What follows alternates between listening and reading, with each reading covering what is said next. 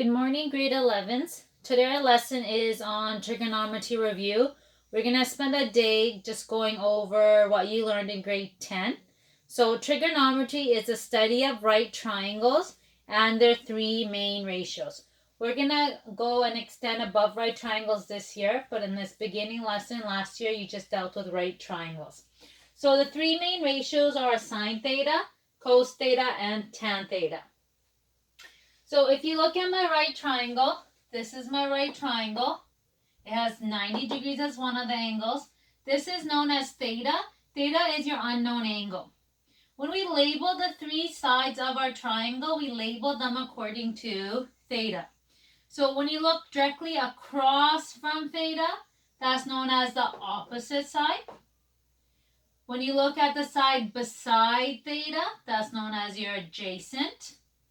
And the longest side of your right triangle is known as your hypotenuse. Okay, or some of you can think of it as the diagonal of your right triangle or across from your 90-degree angle. So knowing opposite, hypotenuse, and adjacent, knowing all these three, we can come up with our ratios.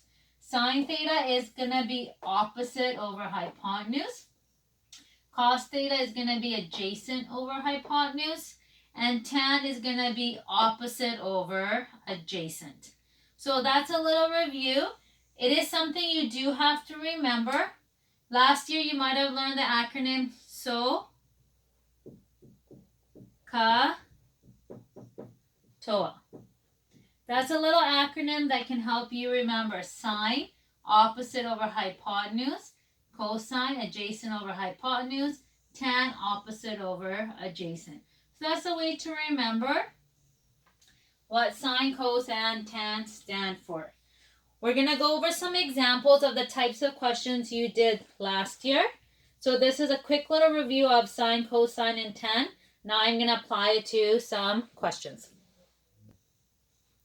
Example number 1, state the trig ratio. When the question asks you to state the trig ratio, it wants to know sine theta, cos theta, and tan theta.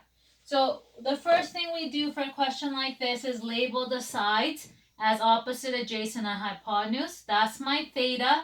So this side is going to be my opposite. This side is going to be my adjacent. And this side is going to be my hypotenuse. Okay? Then what you'll notice is, I know this is 8. I know this is 6. This piece is missing. And in order to find that piece, because it's really important, I need to know the number or the length, I can use my Pythagoras. So you can use a squared plus b squared equals c squared to find this missing piece.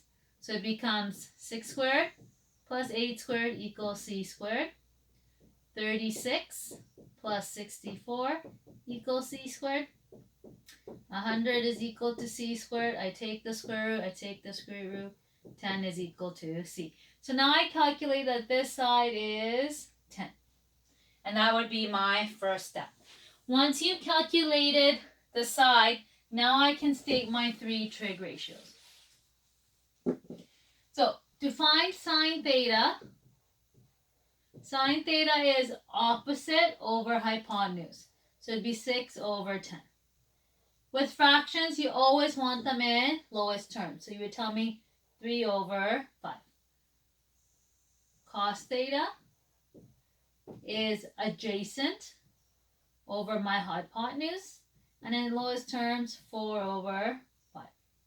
And then the last one is tan theta, which is opposite over adjacent. 6 over 8. And in lowest terms, I'll give you 3 over 4. So my three trig ratios are sine theta is equal to 3/5.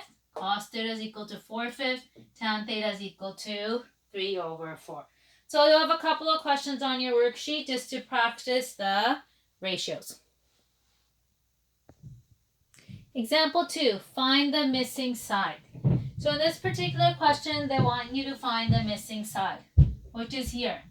When I look at this, I know I can't use Pythagoras because I don't know this side either. But in this question, they tell you the angle. So I can use my trig ratios to figure out this missing side. So how do I know which trig ratio to use? So I use the angle given and I label the two sides based on the angle given. So this is my opposite. This is my hypotenuse. Then I ask myself which trig ratio is opposite over hypotenuse, and that's sine. So I know sine theta is equal to opposite over hypotenuse. Now I plug in the missing pieces of information. Sine, I know theta is 55, so I plug that in. I know opposite is x, and I know my hypotenuse is 5.7. Okay, now I'm solving for x, so this becomes a solving question. And to get rid of 5.7 on this side, I multiply this side by 5.7. So I have to multiply this side by 5.7. 5.7 is equal to sine 55. Remember when you are doing this chapter 2, which is trig, your calculator has to be on degree mode. If your calculator is not on degree mode, all your work can be correct, but you'll get the wrong answer. So here I have 5.7. If you plug this into your calculator, and you guys should all try, to 4 decimal places, you'll get 0.8151. Okay? Some of you will have to go sine and then 55 into your calculator. Others will have to go 55 then sine into your calculator to get this answer. Then you multiply the two together and you get approximately 4.7 is equal to x. And that is your final answer.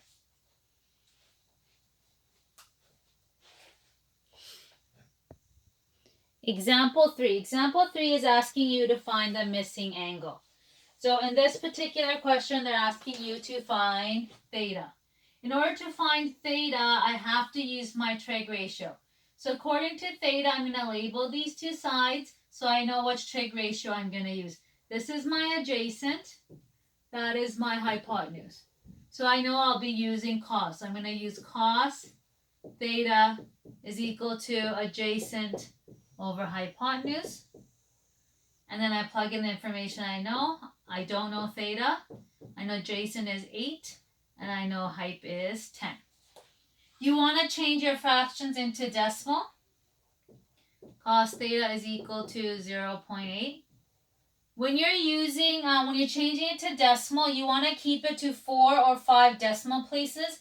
Otherwise, it's going to make a big difference in your answer. Now, cos theta is equal to 0.8. That's the ratio, but I want to know the angle. To find angle, you have to go cos negative 1.8 to give you an answer. And if you plug that in, you'll get 37 degrees. How do I use cos negative 1? If you look on your calculator, you'll see cos. Right above it, you'll see cos negative 1. So you have to press your shift or your second key, and then you'll see this come up on your screen, and then 0.8, you'll get 37 degrees. Some of you might have to go 0.8, shift cos, and then get 37. So you will have to play around with your calculators a little bit. Example 4. They're asking you to solve the triangle. What does it mean to ask to solve the triangle? They want you to find all the missing pieces of the triangle. If you look at this triangle, it's labeled A, B, and C. These corners tell you the angle. This is angle A, this is angle B, and this is angle C. To label your sides, you always go opposite. This is B, so that's equal to side B. This is C, this is side C, and this is side A. We use lowercase letters for sides and the capital letters for the angles. So in this particular question, they're asking you to find angle A. So I have to find angle A, and side that are missing are A and C. The order you do it in does not matter. But those are the 3 pieces of information you are looking for. I'm going to solve for this angle first because that's easy. If I know 2 of my angles, I can solve the third one because angles in a triangle add up to 180 degrees. So I can go 180 minus 90 minus 55. And if I plug that into my calculator, I'll get 35 degrees is equal to angle A. So I just solved for my first answer. I know this is 35 degrees. Then my second step is to solve for side C or A. It doesn't matter what side you choose. I'm going to solve for A. So I'm solving for this. I'm going to use this angle given to label my sides. This is going to be adjacent. This is going to be hypotenuse. So I know I'll use cos. So I know cos 55 is going to be equal to adjacent over hypotenuse. Right? Now I multiply by 25. So I know 25 times cos 55 is going to be equal to 8. So if I plug that into my calculator to one decimal place, my answer is 14.3 is equal to 8. If you plug cos 55 into your calculator, you should get 0.5736 approximately. So I know A now. I solve for that. That's 14.3. Once I know both sides, two sides of my right triangle, I can use Pythagoras to find my third side. Because A squared plus B squared equals C squared. So 14.3 squared plus, we'll call it C squared, is equal to 25 squared. 14.3 squared gives me 204.49 plus C squared equals 625. Then I have to subtract and subtract. So C squared is equal to 420.51. Then I take the square root, I take the square root. So C is equal to 20.5. So now I found C is 20.5. And if I look at it, both of these sides are less than 25. I know I did my question correctly. So that is the harder question because you're solving the entire triangle. So that's the end of our lesson, a review of trig. If you have any questions or concerns, please email me or send me a message and I will get back to you. And thank you.